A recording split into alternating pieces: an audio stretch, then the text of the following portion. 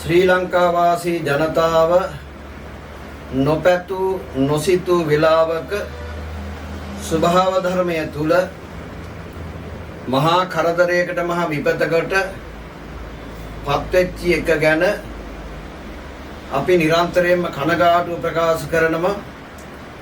ඒ වගේම එවැනි උවදුරු වලට ලක් වෙච්ච සෑම දිනාටම විශේෂයෙන් තුනුරුවන්ගේ ආශිර්වාදය සහ සියලු දෙවියන්ගේ ආශිර්වාදය තුල රැකවරණය ලැබේවා කියලා ප්‍රාර්ථනා කරනවා. එවන් ආපදාවකදී මිය පරලෝ ගියපු සෑම සියලු දෙනාට උතුම් වූ නිවනින් සැනසීම ලැබේවා කියලා ප්‍රාර්ථනා කරනවා.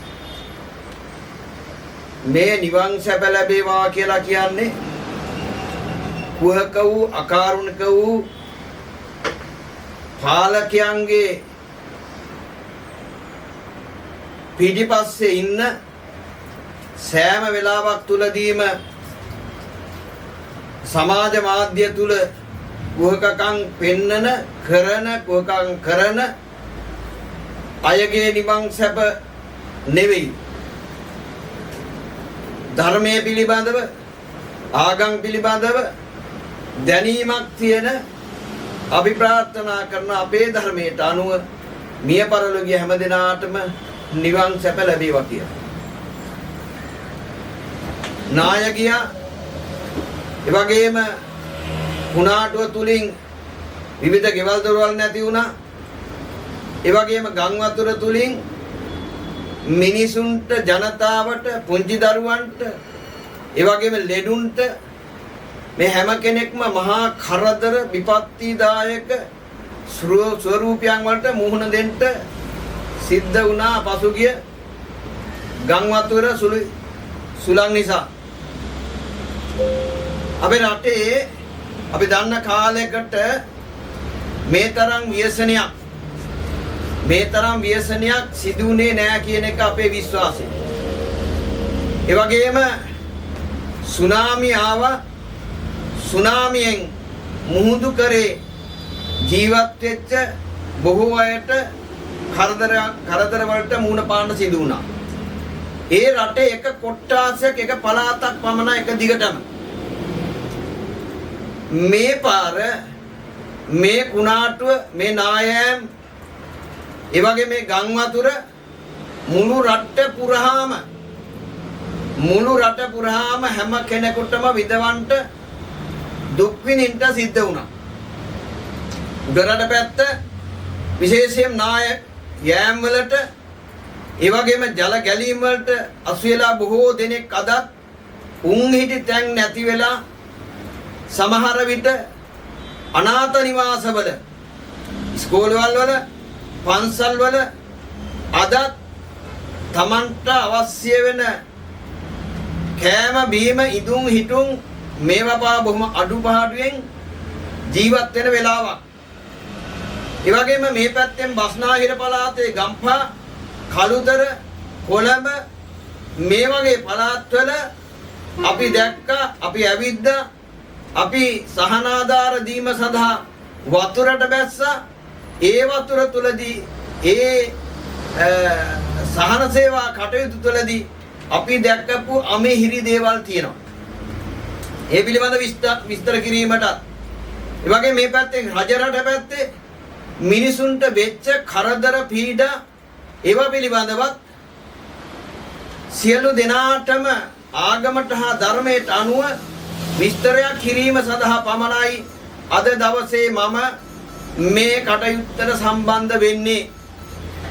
එනිසා මම විශේෂයෙන්ම පැහැදිලි කිරීමක් කරනවා මේ වෙලාව තුලදී. අපි හැම කෙනෙක්ම හිතන්න ඕන දෙයක් තියෙනවා. මෙතෙක් කාලයක් උඩරට කන්ද උරට ඒ පළාත්වල නාය ගියා. ඒ වගේම ඒ නායෑම් තුලදී අපි දැකපු එක දෙයක් තියෙනවා. මේ තරම් කරදර උනේ නැහැ. මේ තරම් පීඩාවටපත් උනේ නැහැ. මොකද අපේ වයස ඒ වගේම පුංචි කාලේ ඒවා කොහොම දැක්කට පස්සේ මේ තරම් මිනිසු පීඩාවටපත් උනේ නැහැ කියන එක අපේ තද බල විශ්වාසය. මේ පාර වෙන්න මූලික හේතුව තමයි මේ අවාසනාවන්ත කාලකන්ණි පාලකයන්ගේ පාලනයේ ගත්ත දවසේ ඉඳලා සහ ගැනීමට ආරම්භ කරපු කාල වකවානුවල ඉඳලාම අපි දැක්කේ මුන් ගල් පැලෙන මහා පොළොව පැලෙන මහා බුරු කන්දරාවක් ජනතාවට දාලා ජනතාව රැවට්ටුවා. ඒ රවට්ටපු එකේම ප්‍රතිඵලේ මහා පොළවල් පලාගෙන ගියා. ඒ නිසාම ගම් වතුර වදුර ආවා. ඒ නිසාම මිනිස්සු අවතැන් වුණා. මේ කොම වෙන්න හේතුව මේ අවාසනාවන්ත කාලකන්ණි පාලකයන්ගේ තියෙන අමු බොරුව සහ වංචාව සහ කුපාඩිකම නිසාමයි කියන එක විශේෂයෙන්ම අපි මේ වෙලාව තුලදී මතක් කරනවා. මොකද අපිට එහෙම කියන්න පුළුවන්. මෙතෙක් කාලයක් මේ රටේ ඇතිවෙච්ච ව්‍යසන දිහා බැලුවම ඒ ව්‍යසන වලින් මිනිසුන්ට සිදුවෙච්ච කරදර දිහා බැලුවම අපිට එහෙම කියන්න පුළුවන්.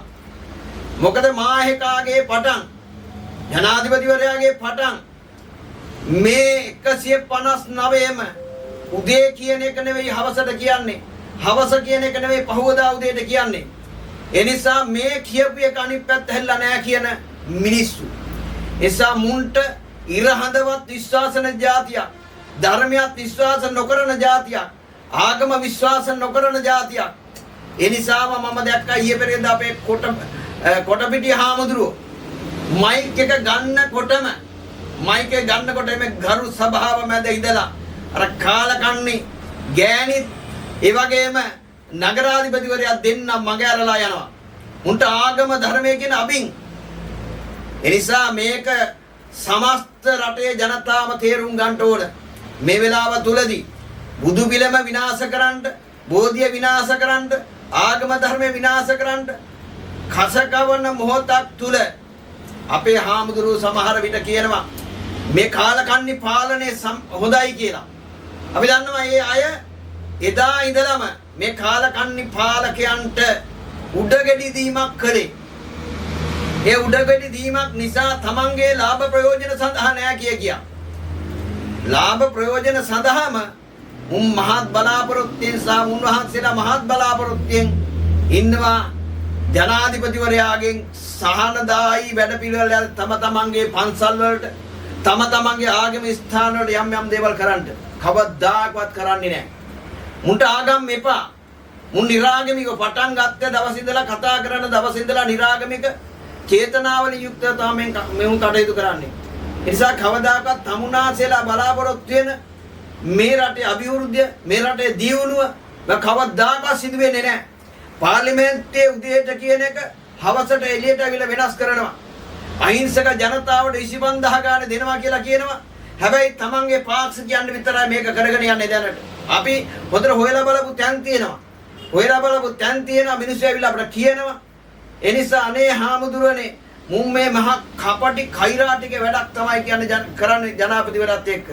ඒ නිසා සූදානම් වෙන්න ඉදිරි අනාගතේ තා බොහොම පොඩි මාස ගානක් තුලදී අනිවාර්යයෙන්ම මේ 159 බෙදෙන හැටියක් තියෙනවා.